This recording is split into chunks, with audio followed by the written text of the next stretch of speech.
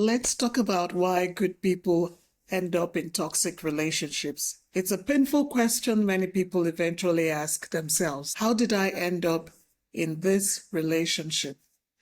Sometimes the question sounds like this. Why do I keep anticipating or attracting the wrong partners? Or even more harshly, what is wrong with me? If you have ever been in a relationship where you felt emotionally drained, constantly criticized, walking on eggshells, or slowly losing your sense of self, you might have wondered how things got this way.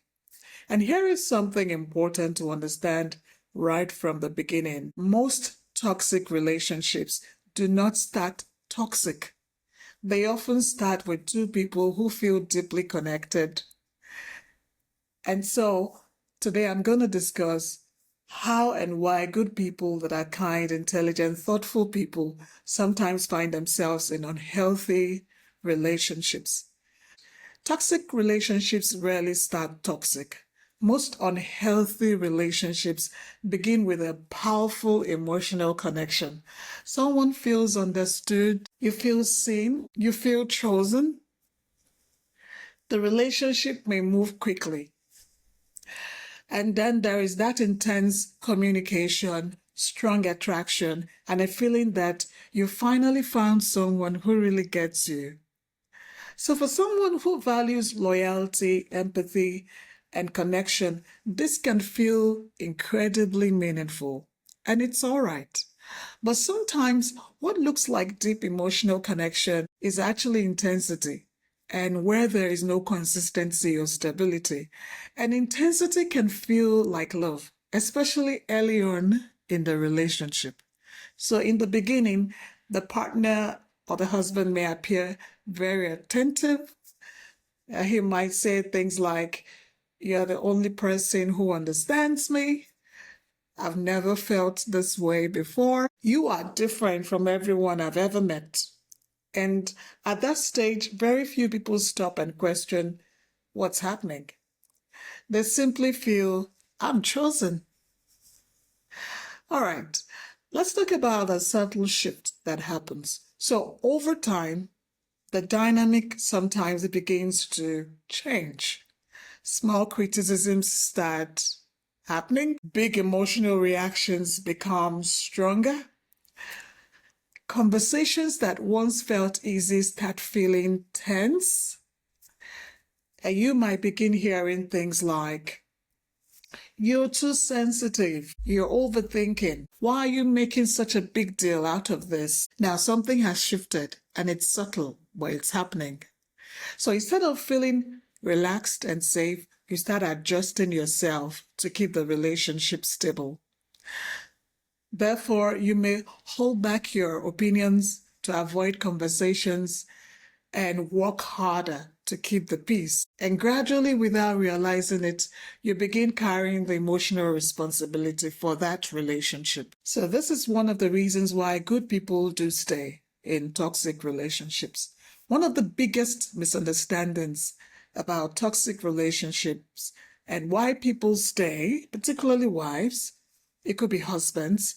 From the outside, it can seem obvious that the relationship is unhealthy.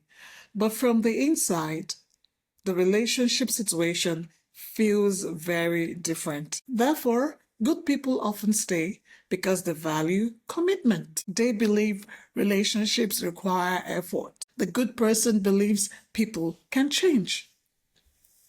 They remember the person their spouse was at the beginning, so they try harder. They put in more effort. They become more patient. They become more understanding. They read more books. They listen to more podcasts. They are more forgiving. But over time, something important gets lost. They lose their own voice. They lose their own needs. And they actually lose their own emotional safety. So that's usually the hidden cost of staying in a toxic relationship. So people in this relationship often describe feelings like, "I feel emotionally exhausted," I'm constantly criticized. I'm uncertain about his opinion and judgment. So they begin questioning themselves. Maybe I'm too sensitive. Maybe I'm too much. Maybe there's just something wrong with me. Maybe it's just that our relationship is just going to be like this. However, healthy relationships are not built on confusion or emotional exhaustion. Healthy relationships are built on three key foundations. There is mutual respect, there is emotional safety, and there is shared responsibility to maintain the relationship. And when partners take responsibility for how both spouses show up in the relationship, they will be exhausted. Instead, both partners need to listen and make sure that the partnership works in repair. When that balance disappears, the relationship slowly becomes unhealthy. So how do we break the pattern? If you recognize yourself in this dynamic, the first step is not blaming yourself. Most people do. The first step is to understand the pattern, the dynamic of your relationship. Many people who end up in these relationships actually have beautiful qualities. They are loyal, they are kind, they are compassionate, they are patient, and they are willing to walk through difficulties. However, in unhealthy dynamics, those qualities I just mentioned can turn into an over tolerance, right? No boundaries. Breaking the pattern usually requires 3 shifts. Number 1, recognize that your needs are just as important as your spouse's need.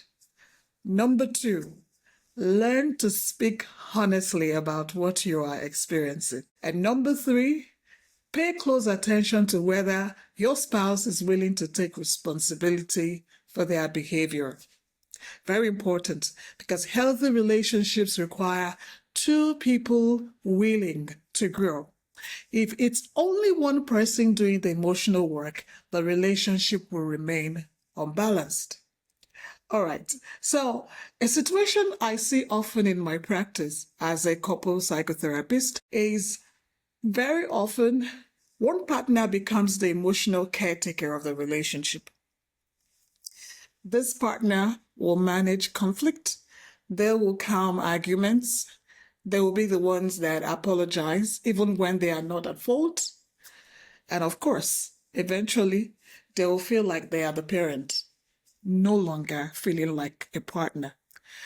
And if you find yourself feeling like you are raising a spouse instead of being married to them, that is usually a sign that the relationship dynamic has become unhealthy. And this is exactly the kind of situation where professional support can help clarify what is happening and what needs to change. Okay, if you're listening today and recognize that parts of your relationship in this conversation, it might be a sign that something deeper needs attention. Podcasts like this can help you understand part of the problem. However, they usually solve only about 10% of the problem in the relationship.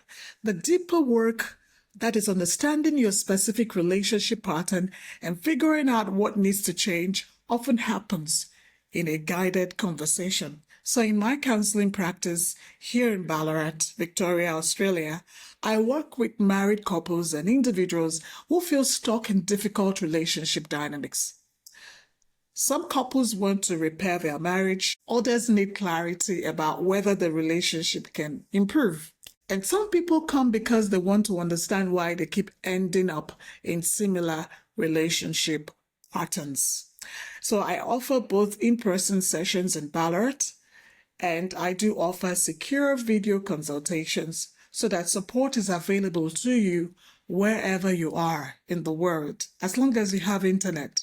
So if today's episode made you realize that your relationship may need deeper attention, you're welcome to reach out and book a consultation through my website. Thank you for listening today. And remember, being a good person should never require you to lose yourself in order to keep a relationship. Until next episode, stay beautiful, stay confident.